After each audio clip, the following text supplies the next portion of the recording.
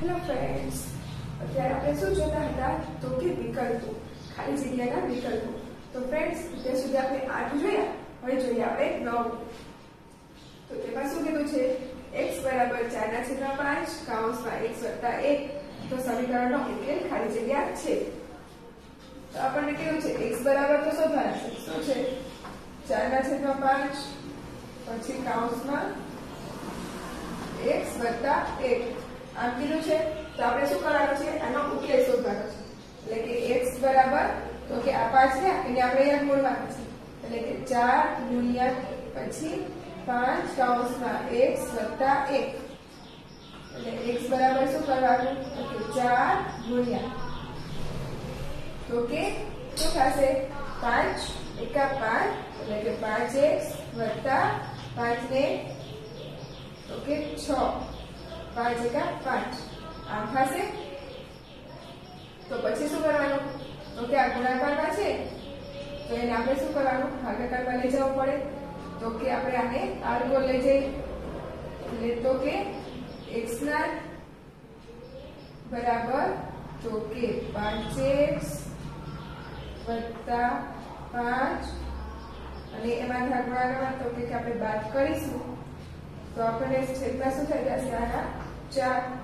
તો આ અહીંયા ગુણાઈ જશે એટલે કે 4x બરાબર 5x વત્તા 5 આમ થશે. તો આપણે શું બચશે અહીંયા? તો કે x બરાબર કેટલા બચશે? તો કે અહીંયા આપણે 1 બાદ થશે એટલે કે અહીંયા થઈ જશે 4 એટલે કે 4 x બરાબર આપણે કેટલા મળશે? તો કે 4. તો ફ્રેન્ડ્સ, આપણને સમજાઈ ગયું ને? હવે તે રીતના જોઈએ આપણે 10મું કે બે સંખ્યાઓનો સરવાળો જો આપણને કીધો છે કે 25 હોય. કેટલો? તો કે બે સંખ્યાઓનો સરવાળો 25 હોય તો આ મોટી સંખ્યા x છે તો નાની સંખ્યા શું થાય?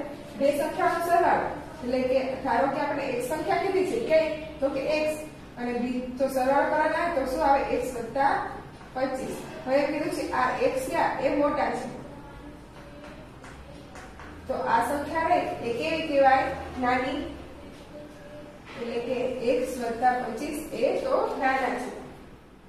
બે સંખ્યાઓ સરળ એટલે x માંથી 25 બાદ કરવાના એટલે કે x માઈનસ 25 એ નાના છે અથવા તો 25 માઈનસ x.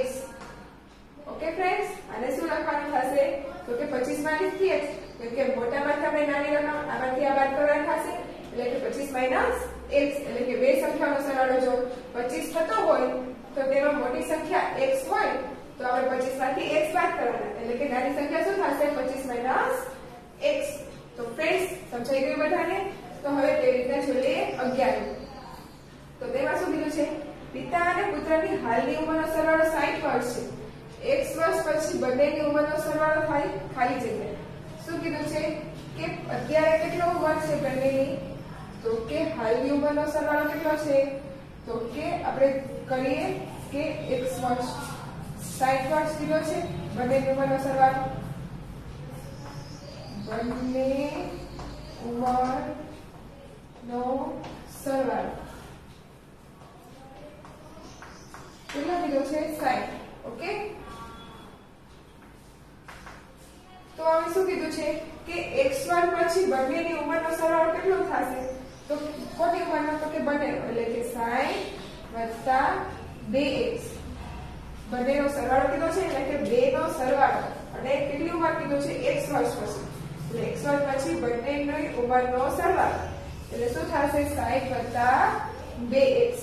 તો થઈ ગયું? સમજાઈ ગયું બધાને? હવે તેવી જ રીતના જોઈએ આપણે 12મું. તો તેમાં શું કીધું છે કે એક સંખ્યામાંથી 2 બાદ કરીને 3 વડે ભાગતા 6 મળે તો તે સંખ્યા. તો જો આપણે ઓપ્શન્સ આપે છે 10, 20 અને 30. તો જો 10 છે તો 10 માંથી આપણે 2 બાદ કરીએ તો કેટલા આવે? 8 અને 3 ને 3 વડે ભાગવાના તો 3 વડે ભાગી શકી? ન ભાગી શકી એટલે 10 આવી શકે નહીં. પછી જોઈએ 20. તો કે 20 માંથી આપણે 2 બાદ કરીએ તો કેટલા આવે? 18 અને 3 વડે ભાગી શકીએ તો કે હા 3 6 18. તો આપણને શું જવાબ મળે છે? 6. તો શું કીધું છે? આપણને 6 મળે એટલે કે કઈ સંખ્યા આવશે? તો 20. એટલે કે 20 માંથી 2 બાદ કરીને 3 વડે ભાગતા કેટલા મળે? 6. તો ફ્રેન્ડ્સ, સમજાઈ ગયું ને બધાને? તો હવે જોઈએ તેવી રીતે આપણે 13મું. તો તેમાં શું કીધું છે કે બે ક્રમિક પ્રાકૃતિક સંખ્યાઓનો સરવાળો 19 છે તો તેમાંથી મોટી સંખ્યા 10 હોય તો નાની સંખ્યા કઈ થાય? બે પ્રાકૃતિક સંખ્યાઓ કીધી છે કઈ? તો કે બંનેનો સરવાળો કેટલો થાય છે? 19 અને મોટી સંખ્યા કઈ કીધી છે? તો કે 10. હવે આમાં કઈ વર્ગનો સરવાળો કરીએ તો આપણને 19 મળે? તો કે 9. મોટી સંખ્યા આપણે કીધી છે કેટલા છે? 10. તો નાની સંખ્યા શું થાય? 9. એટલે કે 9.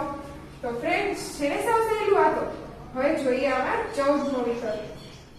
તો તેમાં શું કીધું છે કે બે ખાલી જગ્યાઓ પૈકી સરવાળો 12 છે તો તેમાં નાની સંખ્યા 5 હોય તો મોટી સંખ્યા બે કીધી છે? બે એકી સંખ્યાઓ. કેવી કીધી છે? એકી સંખ્યાઓ. અને એનો સરવાળો કેટલો કીધો છે? 12. અને એક આપણને સંખ્યા આપી છે કેટલી? 5. તો બીજી સંખ્યા એકી કઈ થાય? તો કે 6 તો આવે નહીં. પછીની તો કે 7. એટલે કે આપણે નાની સંખ્યા આપી હતી કેટલી છે? 5. તો મોટી સંખ્યા કઈ આવે? 7. તો શું આવશે આપણો જવાબ? 7. કેવી રીતના? તો કે બે સંખ્યાનો સરવાળો આપણે કીધો તો કેટલો છે? 12. અને તેમાં નાની સંખ્યા આપણને આપી હતી 5 અને કીધી હતી મોટી સંખ્યા શોધવાની છે. એટલે એનાથી મોટી એકી સંખ્યા લેવાની. હવે મોટી કઈ સંખ્યા એટલી લેશું? તો કે 7. તો 7 ને 5 12 એટલે કઈ સંખ્યા આવશે આપણી? 7. તો ફ્રેન્ડ્સ બધાને સમજાઈ ગયું ને?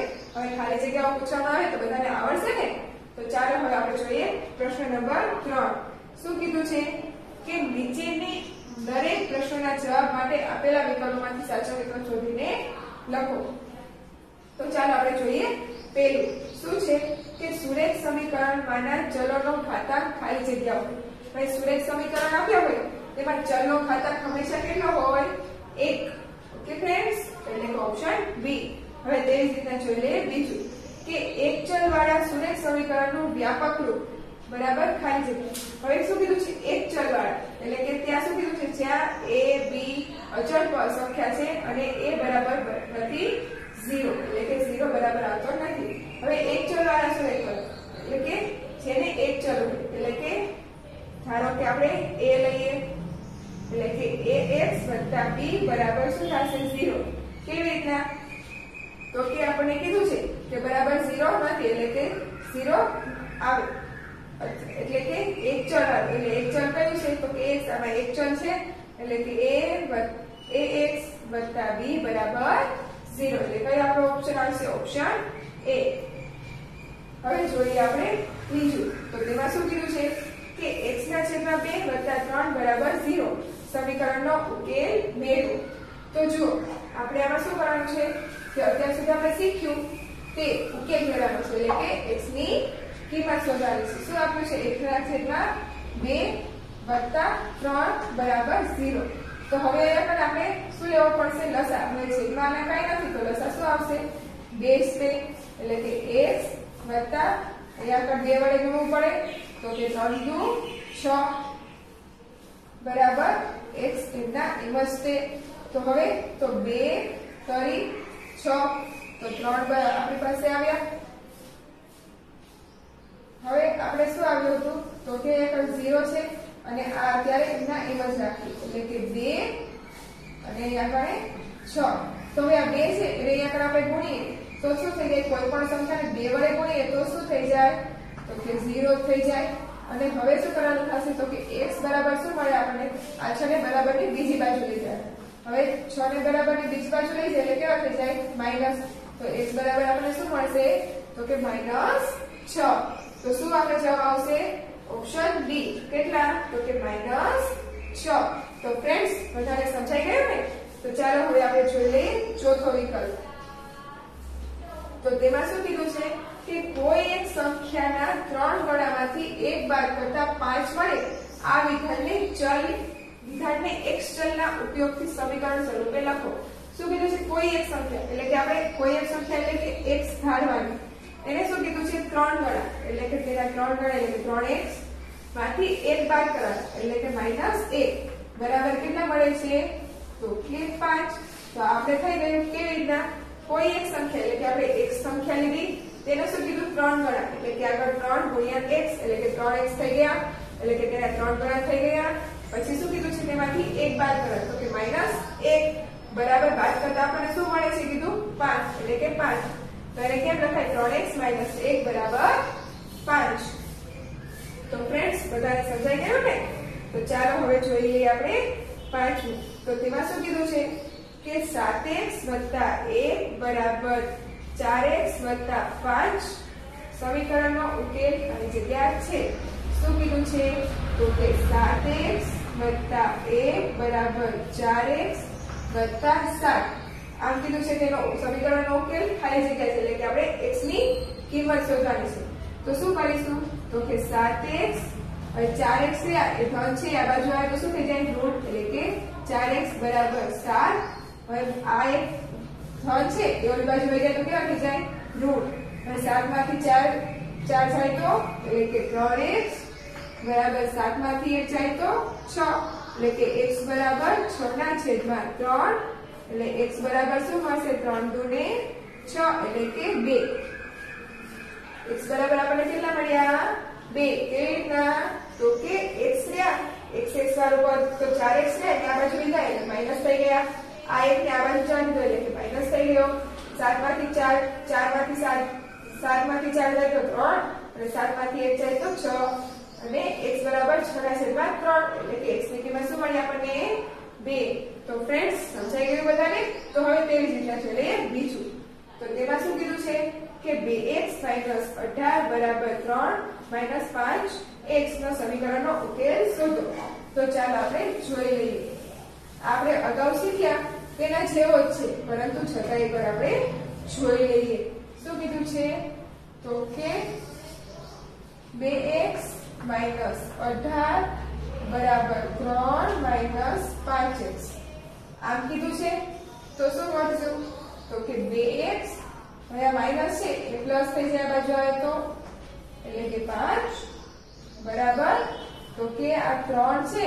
વત્તા તો કે 18 તો શું થાય આને આ બાજુ લીધું એટલે માઈનસ હતા તો પ્લસ થઈ ગયા અને આ બાજુ લીધું એટલે માઈનસ હતા તો પ્લસ થઈ ગયા 7 ને 5 ને 2 7x બરાબર 3 ને 8 18 એટલે કે 21 હવે x બરાબર શું થશે તો કે 21 ના છેદમાં 7 એટલે કે x બરાબર 7 કરી 21 એટલે કે 3 તો x ની કિંમત આપણને શું મળી 3 તો જો ફ્રેન્ડ્સ આપણો જવાબ શું આવ્યો 3 શું કર્યું તું તો કે આપણે માઈનસ હતા પ્લસ એને આ બાજુ લઈ લીધા આ માઈનસ હતા એને આપણે આ બાજુ લીધા એટલે કે પ્લસ થઈ ગયા એટલે કે 7x બરાબર 21 x બરાબર x ના બરાબર શું કર્યું 21 ના છેદમાં 7 એટલે x ની કિંમત આપણને શું મળી 3 તો ફ્રેન્ડ્સ બધાને સમજાઈ ગયું ને તો હવે દાખલા નંબર આપણે જોઈએ વિકલ્પ નંબર 7 તો તેમાં શું કીધું છે